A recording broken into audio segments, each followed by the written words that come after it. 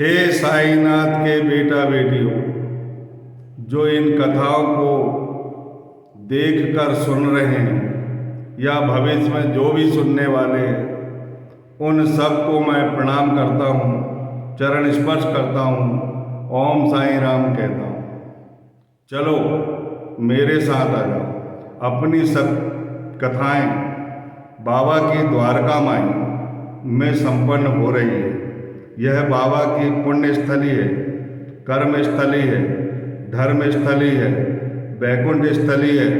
वहाँ पर बाबा जीते जागते विराजमान हैं। जैसे देह में थे तब भी और अभी देह में नहीं है तब भी आप उन्हें बैठा था।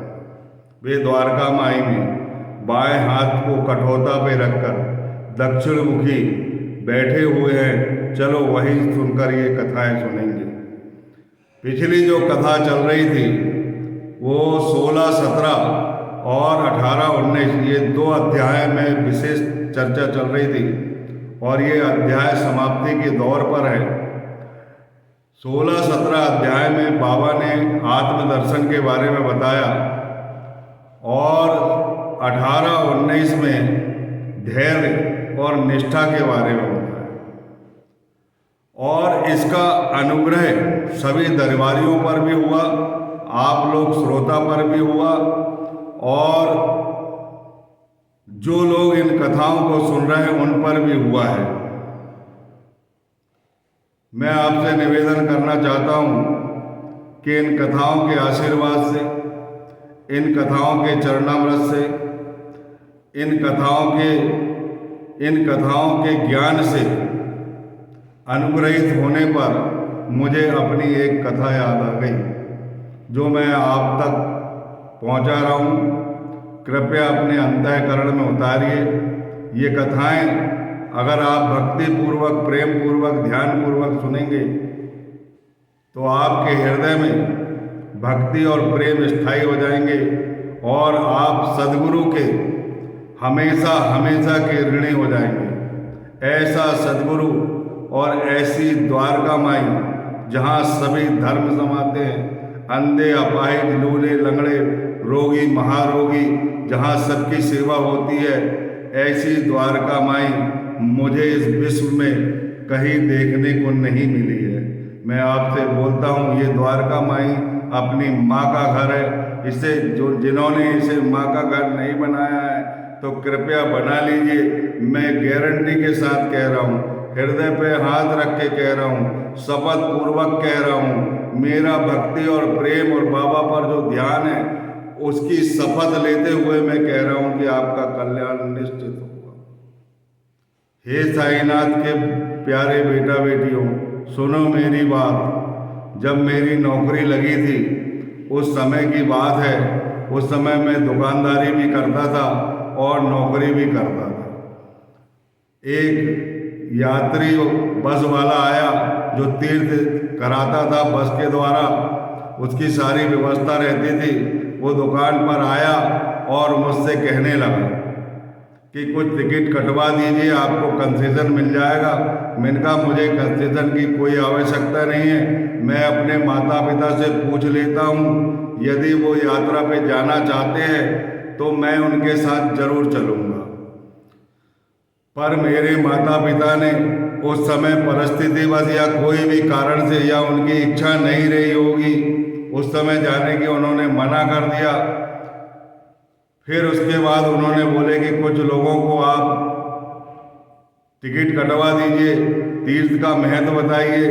तो मैंने उनकी मदद के लिए 10-12 कैंडिडेट, 15 कैंडिडेट तैयार करके दिया, जिसमें गांव के 2 बुजुर्ग थे।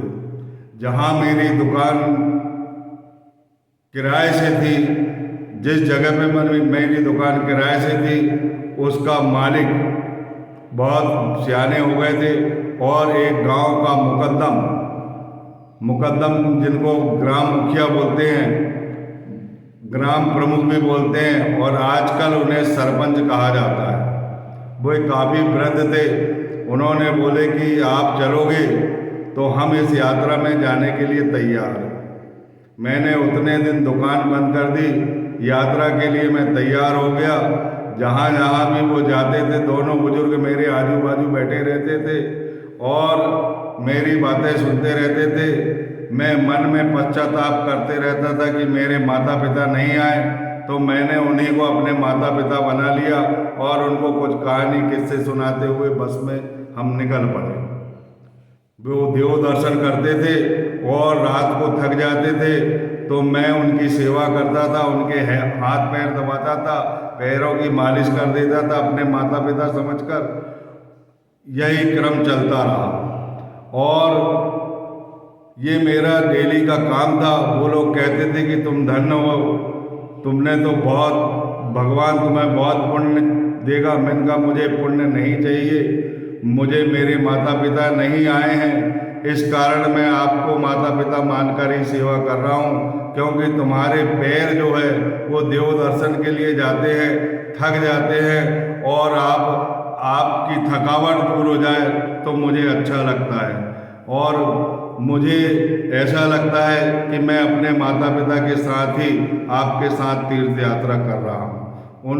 उनकी मैं सेवा में सतत लगा रहता था। दक्षिण भारत की यात्रा थी, बड़ी सुखद यात्रा थी, ढेर सारे देवी देवताओं के दर्शन होते थे। मेरी इच्छा, कहीं कहीं ज़्यादा मैं भी थक जाता था तो मैं नहीं जाता था। मैं ये सोचता था कि मेरे जो देव हैं जो इस बस में बैठे हैं, इनकी सेवा ही मेरी तीर्थ यात्रा है, ऐसा मैंने मन में मान लिया था।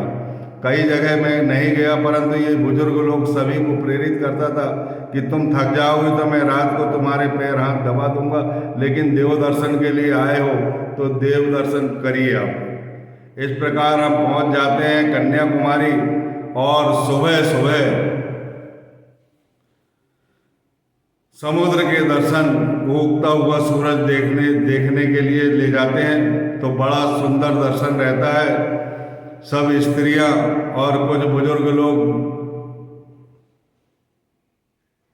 दूरदर्शी खरीद लेते हैं। एक यंत्र होता है टेलीस्कोप, जिसको खरीद के देखते रहते हैं। तो गांव का मुकद्दम धीरे धीरे मेरे पास आता है, बोलते हैं कि ये क्या खरीद रहे हैं, ये काहे के लिए खरीद रहे हैं ये लोग। तो मैंने बोला कि इनको दूर की वस्तु पास में दिखाई दे रही है, उसका आनंद ले रहे हैं। तो वो हाथ से स्मित करके मुझे बोलते हैं, बोले गुरुजी आप ये बताओ कि ये टेलीस्कोप ही अपन ले लेते तो इतनी दूर तीर्थ यात्रा आने की जरूरत नहीं, वहीं से बैठे बैठे समुद्र देख लेते। बेचारे बड़े भोले भाले थे, बुजुर्ग थे, बहुत ज़्यादा पढ़े लिखे नहीं थे, लेकिन उन्होंने बहुत सुंदर बात कही कि टेलीस्कोप से हम वहीं से देख लेते थे जहाँ से चले थे। तो वो बात मेरे हृदय में घर कर गई।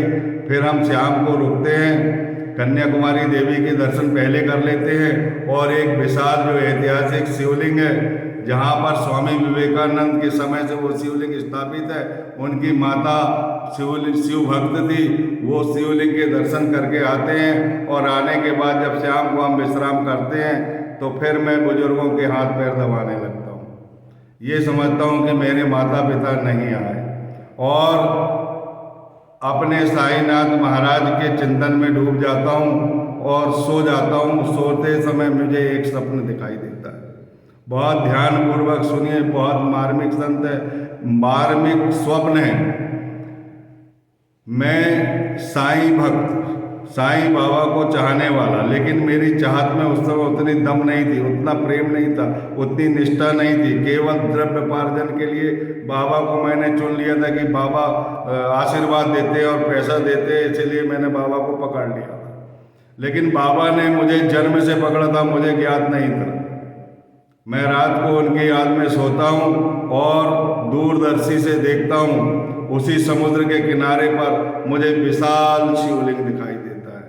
मेरे आँख से आंसू बहने लगते हैं और दुग्ध धारा ऐसी बह रही है जैसे 4 इंची पाइप से पानी उस पर गिर रहा है। विशाल शिवलिंग, एकदम काले कलर का विशाल शिवलिंग, जिस पर सफ़ेद दुग्ध धारा विशेष रूप से दिखाई दे रही है। मैं रोने लगता हूँ, कहने लगता हूँ मेरे माता पिता नहीं आए, नहीं तो मैं ये दृश्य उन्हें जरूर दिखाता। इसके बाद मेरी नींद खुल जाती है और नींद खुलने के बाद मुझे बहुत सुखद अनुभूति होती है। मेरे तीर्थ यात्रा का पूरा आनंद मुझे वहाँ पर मिल जाता है। उस टेलीस्कोप को मैं नहीं भूला, परंतु उसका रहस्य ये है कि टेलीस्कोप बाबा ने मुझे इसलिए दिखाया था कि ये बहुत दूरदर्शी, तुम्हारी भक्ति में दूरदर्शिता लाओ, ध्यान लगाओ, ताकि तुमको रहस्य रूपी अमूल्य रत्न की प्राप्ति होगी। इसलिए बाबा ने मुझे पहले ही भक्ति के शुरुआत में ही टेलीस्कोप सपने में दिखा दिया और अपना जो रूप है, वास्तविक रूप शिव जी का, वास्तव में मेघा कहता है, जिसकी कथा आगे आएगी कि बाबा शिव जी के साक्षात अवतार है। मैंने नर रूप में शिव जी को देखा हूँ इनको, और इनका अभिषेक किया हूँ। इनकी कथा तो बाद में आएगी, लेकिन उन्होंने मुझे पहले ही शिवलिंग दिखा दिया। बोलिए सच्चिदानंद सद्गुरु साईनाथ महाराज की जय। इस कथा से यह अनुभूति होती है कि जो जिस देव की आराधना करता है उसी देव में वो ध्यान लगाए और धैर्य रखकर बहुत प्रेम करे। जैसे बाबा ने अपनी पाठशाला में अपने गुरु से प्रेम किया था, और जब तक वो जीवित रहे, जब तक उनकी ईंट रही, जब तक उनके गुरु का दिल उन ईंट में धड़कता रहा, तब तक उन्होंने अपने गुरु की आराधना करते हुए गुरु का उपदेश दिया। ये गुरु परंपरा ध्यान रखो, गुरु ही पार लगाने वाला है, वही सदगुरु है, जो नाव का खिवैया है, वही भवसागर हमें पार लगाएगा और इस संकट से मुक्त करेगा और हमारे बच्चों को सुखी रखेगा जन्म जन्मांतर तक। हम उनसे यही प्रार्थना करते हैं कि आपके श्री चरण हमें दे दीजिए और आशीर्वाद दीजिए, हमारी भक्ति भाव बढ़ाइए, हमारे अंदर प्रेम बढ़ाइए, श्रद्धा बढ़ाइए। बस इसके सिवा हमें कुछ नहीं चाहिए। बोलिए सच्चिदानंद सद्गुरु साईनाथ महाराज की जय। साईनाथ गुरु माझे आए, मजला ठाव धावा पाई। दत्तराज गुरु माझे आए, मजला ठाव ध्यावा पाई। इसके बाद एक अनुग्रह की कथा, भक्त पर किस प्रकार का अनुग्रह रहता है और सदगुरु क्या नहीं कर सकते, वो बात हम, मेरे व्यक्तिगत कथा है, व्यक्तिगत अनुग्रह है, किस रूप में उन्होंने फिर मुझे दर्शन दिया, उस कथा को बताने के बाद हम इस अध्याय को समाप्त करेंगे। बोलिए सच्चिदानंद सद्गुरु साईनाथ महाराज की जय।